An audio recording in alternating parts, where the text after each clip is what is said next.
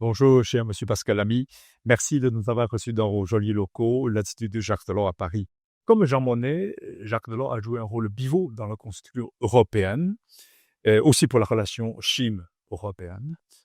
Lors d'un hommage national rendu par le président de la République à l'hôtel des Invalides, le président Macron a dit que Jacques Delors avait dessiné une européenne très parfaite, dont on doit beaucoup à Jacques Delors, tels que marché unique, Schengen, Erasmus et l'euro.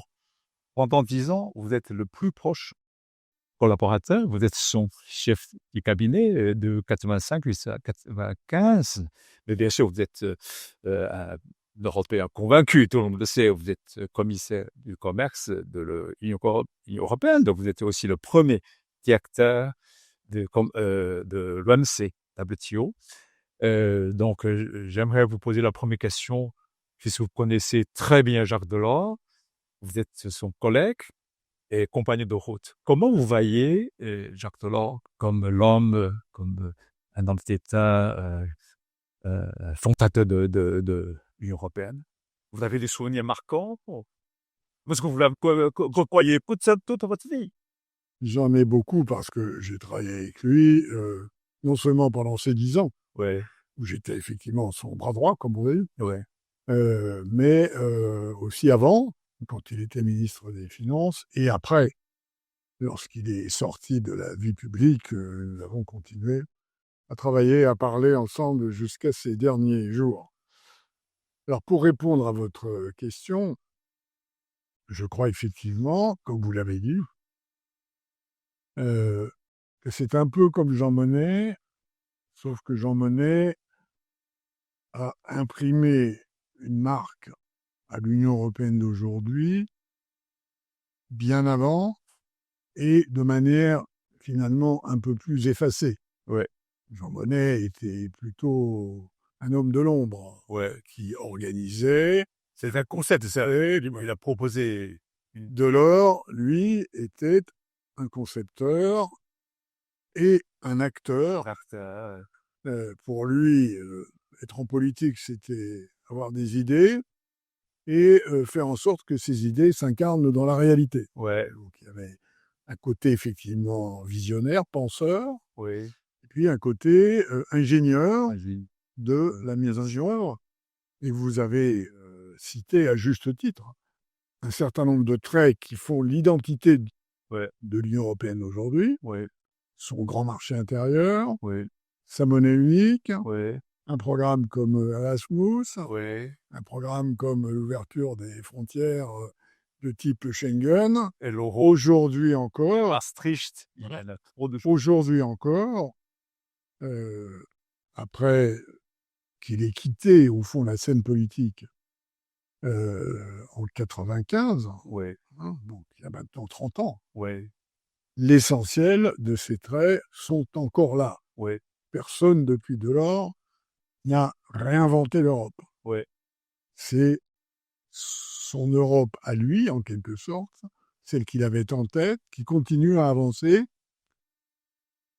avec, il est vrai, un très grand changement, Oui, qui est que le monde d'aujourd'hui n'est pas du tout le monde que Delors a quitté publiquement, en quelque sorte, en 1995, avant de le quitter pour de bon à la fin 2024. Mais le monde de l'époque était un monde 95, c'est le pic de la gouvernance internationale telle qu'elle a évolué après la Seconde Guerre mondiale. oui, Hein, c'est le moment de la création de l'OMC, c'est le moment de la création de la Cour criminelle internationale. oui, Depuis, ce mouvement de convergence a considérablement changé de direction. ah, c'est-à-dire que c'est... Et donc, l'Europe de l'allongée, Voilà, c'est une sorte de la mondialisation. absolument, enfin, l'apogée, sinon de la mondialisation, qui a continué depuis, Oui, du moins de la capacité des humains à la maîtriser avec un type de gouvernance adapté, oui. dont l'Europe était à l'époque, en quelque sorte, le prémisse. Comment s'explique cette belle époque? Comment c'était la personne, Jacques Delors? Est-ce qu'il a une philosophie, une vision? Est-ce que ça vient de l'éducation, ou son parcours? Pourquoi lui est capable d'inventer, de mettre l'Europe dans toutes les dimensions, pas seulement, marché unique, pas l'euro, mais sociale, humaine, culturelle? Delors est un homme qui s'est constitué, formé par les étapes que sa vie a connues. Oui, C'est un autodidacte. détecte, oui, Il n'a jamais reçu de diplôme oui. d'une grande école. Comme Jean Monnet, il n'a pas grand Hein, diplôme, hein? absolument. Ce sont des hommes qui se sont faits eux-mêmes. Ouais, Il a commencé comme syndicaliste, ouais, ouais, donc le social. Ensuite, il est devenu expert de l'économie. oui, L'économie, oui, donc soutenabilité sociale, économique, et puis à Bruxelles, oui, quand il est devenu président de la Commission, oui, et notamment à l'occasion du tournant de la conférence de Rio oui, en 1992, oui, il a ajouté dans cette sédimentation intellectuelle, philosophique, la dimension environnementale. ouais, Et nous publions à l'occasion du 100e anniversaire de sa naissance en juillet oui, 2024, puisqu'il était né en juillet 1924, nous publions un livre oui, de ces textes d'accord, dans lesquels cette triple soutenabilité sociale, économique, environnementale est en quelque sorte la marque de l'Europe. oui,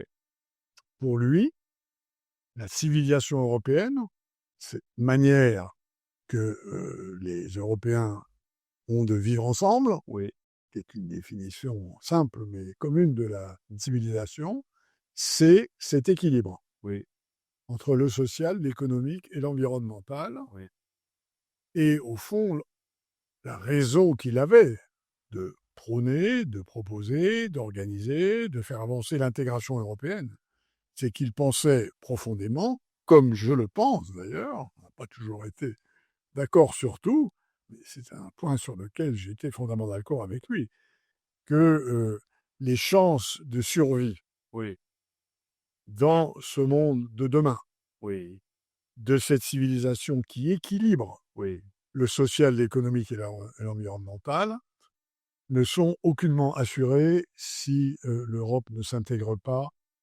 économiquement, socialement, politiquement, intellectuellement et aussi affectivement. effectivement, humainement. Ça, c'est important, c'est très fort, ouais. Donc je pense que cette Europe-là, on doit beaucoup.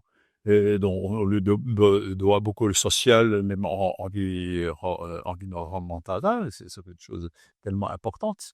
C'est lui qui a monté pièce à pièce, le mécanisme.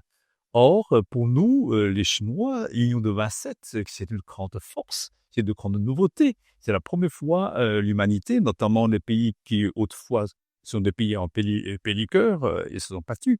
Maintenant, ils construisent ensemble, en débit de leurs différents, mais pour, l'avenir commun, ils travaillent ensemble. Ça, c'est quelque chose de magnifique pour l'humanité. Mais de l'autre côté, ce mécanisme européen, il est pour les Chinois, c'est illisible. C'est tellement compliqué. Comment on peut décrypter, je sais que c'est le père, c'est l'architecte de l'Europe, hein, mais vous savez, et on est là pour expliquer au jeu de Champ-Roi, Je comprends. quelle est la raison d'être, et le fonctionnement de l'Europe. Je comprends, mais vous avez tout à fait raison. D'ailleurs, il n'y a nulle part ailleurs sur cette planète Ouais, une expérience qui est allée aussi loin dans la supranationalité. ouais, Ce monde reste organisé oui, par des États-nations souverains, oui, des très grands, des moyens, ouais, des petits, des tout petits, mais ils sont tous égal, juridiquement égaux. oui, Et jusqu'à présent, oui, les autres tentatives de coopération régionale qui se sont développées en Amérique latine, en Afrique, en Asie du Sud-Est, on prend ces 3 exemples, Ouais, ouais. n'ont jamais été aussi loin Ouais, que l'Union que européenne. l'Union européenne qui a dû, en quelque sorte, inventer Oui, un animal, ouais, une catégorie totalement nouvelle. ouais. Et il est assez normal que notamment nos amis chinois, qui eux ont une expérience historique, impériale, nationale Ouais, de millénaires. ouais, mais c'est pas la même nation, c'est même pas la culture. On est une nation, une culture. Oui, Oui, c'est pas bien, pareil. les Chinois se voient comme une entité unique sous le ciel depuis des millénaires. Depuis toujours. Donc il y a une énorme différence de philosophie. Nous, on est en train de fabriquer Oui, à l'échelle de décennies, quelque chose que les Chinois ont connu pendant des millénaires. La différence est effectivement très, très, très considérable. Et il est vrai, et je le reconnais volontiers, que ça passe par des complexités ouais, d'organisation institutionnelle qui sont parfois compliquées à comprendre pour des non-européens. ouais.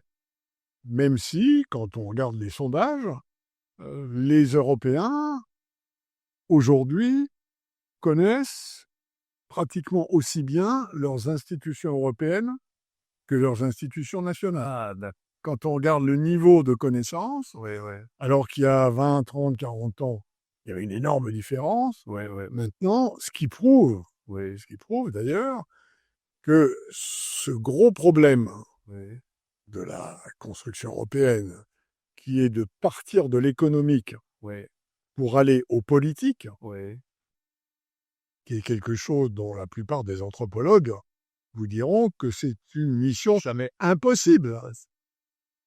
L'économie, c'est rationnel. 2 et 2, ça fait 4 partout. Si vous vendez quelque chose de pas cher et que moi j'ai besoin d'acheter quelque chose de pas cher, C'est le métier on économiste. se met d'accord. C'est universel. La politique, c'est beaucoup plus de l'ordre de l'imaginaire. Ouais, C'est beaucoup plus de l'ordre des concepts. C'est quelque chose de finalement beaucoup plus sentimental. Un marché, ça n'est pas sentimental. Personne n'a besoin de se sentir membre d'un marché pour utiliser un marché. Une communauté politique où on vote pour désigner des dirigeants. ouais. Ça nécessite beaucoup d'imagination. Alors, Et aussi là, numéro un. justement, nous n'en sommes aujourd'hui que très partiellement sur ce chemin. Oui, L'Europe est relativement intégrée par rapport à d'autres zones du monde qui sont constituées d'États-nations. On est plus intégré sur le plan économique que d'autres. Ce marché intérieur n'a plus de frontières entre nous. bien sûr, on a monnaie unique. On a une monnaie unique, plus de frontières entre nous. Bon. Mais d'un autre côté, on n'a pas encore atteint le stade Ouais, ouais, ouais, bien. où les citoyens européens Ouais, se sentent appartenir à une cité européenne ouais, comme ils appartiennent à une cité locale, à une cité régionale, à une cité nationale. ouais. Et donc, il reste ce qu'on appelle dans la spécialité européenne une forme de déficit démocratique, Oui, bien sûr. car c'est pas tellement que les institutions ne sont pas démocratiques, c'est que la base de la démocratie, qui est le démos, Ouais, démocratie, c'est le pouvoir du peuple. Démos, kratos. Ce qui manque, ce n'est pas la distribution du pouvoir, c'est l'existence du démos. ouais, Et de ce point de vue, Delors avait parfaitement identifié oui, la nécessité d'aller dans le futur, dans cette direction, quand il disait, au fond, tout ce que nous faisons ensemble sur le plan économique, ça ne perdurera pas si à un moment nous ne dotons pas une cet intégration politique. ensemble d'une âme, Ouais, d'un souffle, de quelque chose, et de l'ordre de la politique, d'une adhésion commune. Alors, les valeurs sont là, vous les connaissez, les valeurs européennes sont européennes et leur dosage n'est pas le même qu'ailleurs, si on compare par exemple aux États-Unis ou à la Chine, évidemment. Mais disons, il reste encore beaucoup à faire et ça, Delors ouais, l'avait bien senti. ouais, ouais. Il reste que, C'est grâce à lui que ce fameux traité de Maastricht et même le traité de Lisbonne, dont vous avez le président, il est Laurent Bâti, ouais, le bâti en tout cela, ouais. mais j'apporte 2 nuances, hein. La première, c'est que il reste beaucoup à faire Oui, oui, et il l'avait senti, oui, et deuxièmement, que le monde dans lequel il a opéré oui, est sans dessus aujourd'hui. oui, oui, L'Europe est un rêve de paix. oui, Elle organise la paix entre les nations européennes par l'intégration économique. Le monde de 2025 est un monde de guerre, c'est un monde de force.